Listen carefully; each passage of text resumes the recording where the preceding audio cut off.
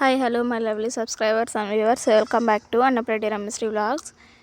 ఈ వీడియోలో నేను కడప స్టైల్లో కారం అనేది ఎలా ట్రై చేయాలో చూపిస్తా. చూడండి, చాలా టేస్టీగా ఉంటుంది. జ్వరం వచ్చినప్పుడు కానీ, ఇంకోటి ఏదైనా కర్రీస్ తినాలని పెంచేటప్పుడు కానీ, ఇంట్లో ఏం కూరగాయలు లేనప్పుడు కానీ ఈ కారం అనేది ట్రై చేయండి. చాలా టేస్టీగా సూపర్గా ఉంటుంది. అందుకోసం చాలా సింపుల్గా తీసుకోండి. ఒక 4-5 టమాటాలు అండ్ ఎండుమిరకాయలు అంటారు కదా, అవి కొంచెం జీలకర్ర చాలు, ఎక్కువ అవసరం లేదు. దీంట్లో ఎక్కువ ఇంగ్రీడియంట్స్ కూడా అవసరం లేదు.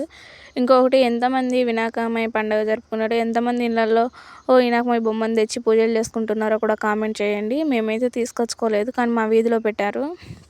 అందుకు మేము కూడా నాన్ వెజ్ తినలేదు. మాకు ఇదంతా ఇంకా మామూలుగానే ఉంటాము, లేకుంటే నాన్ వెజ్ ఎప్పుడు ఉంటుంది మా ఇంట్లో. ఒక బాండి తీసుకొని అందులో మనం తీసుకున్నటువంటి ఒట్టిమిరకాయలు అనేవి వేయించేసుకోండి. దాన్ని పక్కన ఉంచుకున్న తర్వాత జీలకర్ర కూడా అలాగనే తీసుకొని వేయించుకోండి. మాడబెట్టుకోవద్దు, మంచిగా వేయించుకోండి. తర్వాత కొంచెం నూనె వేసి అందులో తర్వాత మనం తీసుకున్నటువంటి టమాటాలను 4 ముక్కలుగా కట్ చేసి వేయించుకోండి. మగ్గనివ్వండి అదే నూనెలో ఎక్కువగా. అంటే మనం చిన్న మంట పెట్టేసి అలా వద్దు, హై ఫ్లేమ్లో మాత్రమే ఉంచి మూత మూసేసి మగ్గనివ్వండి. ఫ్లేవర్ మంచిగా వస్తుంది నూనెలో మగ్గుతున్నప్పుడు. తర్వాత కొంచెం కరివేపాకు వేసుకొని అట్లనే ఉంచుకున్న తర్వాత అవి బాగా మగ్గుతాయి. అలా మగ్గిన తర్వాత ఒక చిన్న ఆనియన్ అనేది కూడా కట్ చేసి వేసుకోండి. అది ఎప్పుడంటే లాస్ట్ మనం దింపేస్తామనంగా వేసేసుకోండి.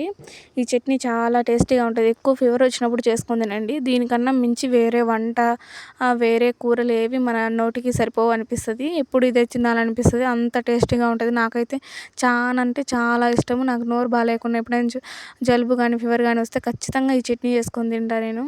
నాకు అంత ఇష్టం. ఆల్మోస్ట్ ఇది అందరికీ తెలుసు. కడపనే కాదు, చాలా మందికి ఎక్కువ తెలుసు. మేమైతే నలిచిన కారం అంటాం. ఎక్కువ సంగట్లేక అట్లా చేసుకొని తింటాం.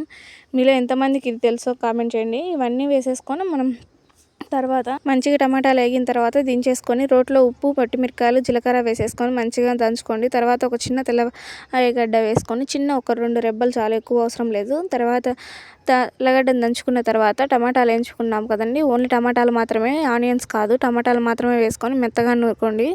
ఆనియన్స్ అలానే ఉంచి ఆ రోల్లో ఉన్నటువంటి పచ్చడిని అంతా తీసేసి ఆనియన్స్లో కలుపుకోండి. ఉప్పు తగినంత మాత్రం మీకు టేస్ట్ తగ్గట్టు వేసుకోండి. తర్వాత వేడి వేడి అన్నంలో ఈ చట్నీ వేసుకొని నెయ్యి వేసుకొని తింటే అబ్బా టేస్ట్ అసలు ఊహించుకోలేము. అసలు మీరే కామెంట్ చేస్తారు మంచి వీడియో పచ్చడి చెప్పినావు కానీ. Okay, bye.